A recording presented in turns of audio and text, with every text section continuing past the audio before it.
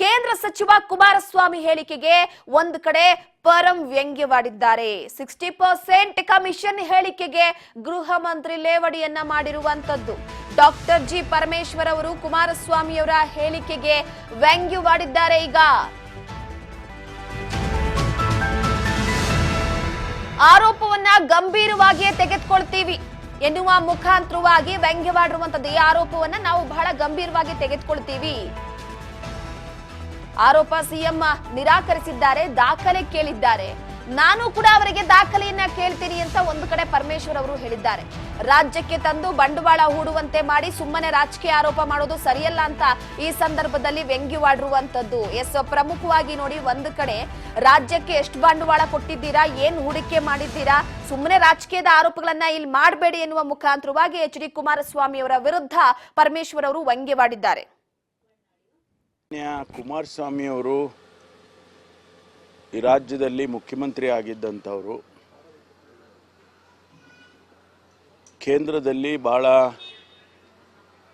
ಪ್ರಭಾವಿ ಖಾತೆಯನ್ನು ಹೊಂದಿರತಕ್ಕಂಥವರು.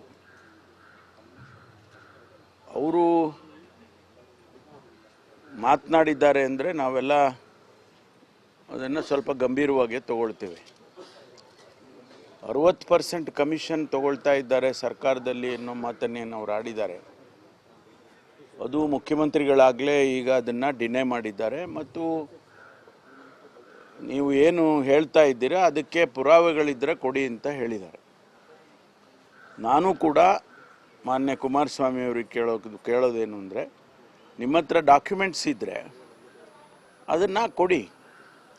ಯಾರು ತಗೊಂಡಿದ್ದಾರೆ, ಯಾರು 60% ಕಮಿಷನ್ ತಗೊಂಡಿದ್ದಾರೆ, ಅದನ್ನು ಎಕ್ಸಾಮಿನ್ ಮಾಡಿಸೋಣ, ತನಿಖೆ ಮಾಡಿಸೋಣ. ಮತ್ತು ಅವ್ರು ಯಾರು ತೊಗೊಂಡಿದ್ದಾರೆ ಒಂದು ವೇಳೆ ಪ್ರೂವ್ ಆದರೆ ಅವ್ರ ಮೇಲೆ ಕ್ರಮನೂ ತಗೊಳ್ಳೋಣ. ಸುಮ್ಮನೆ ಗಾಳಿನಲ್ಲಿ ಗುಂಡು ಹೊಡೆಯೋದು ಬೇಡ. ನಿಮ್ಮ ಹತ್ರ ಡೆಫಿನೆಟಿವ್ ಪ್ರೂಫ್ ಇದ್ದರೆ ಅದನ್ನು ಕೊಡಿಯಲ್ಲ.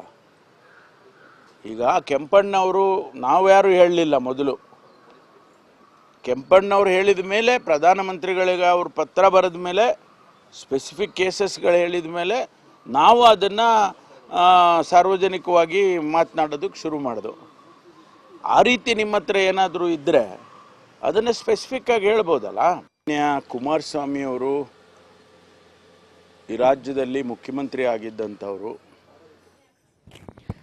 ಒಂದು ಕಡೆ ಡಾಕ್ಟರ್ ಜಿ ಪರಮೇಶ್ವರ್ ಅವರು ಗೃಹ ಸಚಿವರು ಹೇಳ್ತಾ ಇರುವಂತದ್ದು, ಆರೋಪಕ್ಕೆ ದಾಖಲೆ ಕೊಡ್ಲಿ, ದಾಖಲೆಯನ್ನ ಕೊಟ್ಟು ತದನಂತರ ಮಾತನಾಡ್ಲಿ ಅಂತ ಒಂದು ಕಡೆ ಈಗ ಎಚ್ ಡಿ ಕುಮಾರಸ್ವಾಮಿ ಅವರು ಆರೋಪ ಮಾಡುವ ವಿಚಾರವಾಗಿ ದಾಖಲೆಗಳನ್ನ ಕೇಳ್ತಿದ್ದಾರೆ. ನೋಡ್ಬೇಕಾಗಿದೆ 60% ಕಮಿಷನ್ ವಿಚಾರಕ್ಕೆ ಸಂಬಂಧಪಟ್ಟಂತೆ ಕೇಂದ್ರ ಸಚಿವರು ದಾಖಲೆಗಳನ್ನ ಕೊಡ್ತಾರ. ಸಿಎಂ ಅವರಂತೂ ಆರೋಪವನ್ನ ತಳ್ಳಿ ಹಾಕಿದ್ದಾರೆ. ಆದ್ರೆ ಇದಕ್ಕೆ ಆರೋಪದ ವಿಚಾರವಾಗಿ ದಾಖಲೆಗಳನ್ನ ಕೊಡ್ಬೇಕಲ್ವಾ ಎನ್ನುವ ಮುಖಾಂತರವಾಗಿ ಒಂದು ಕಡೆ ವಾಗ್ದಾಳಿ ನಡೆಸಿದ್ದಾರೆ.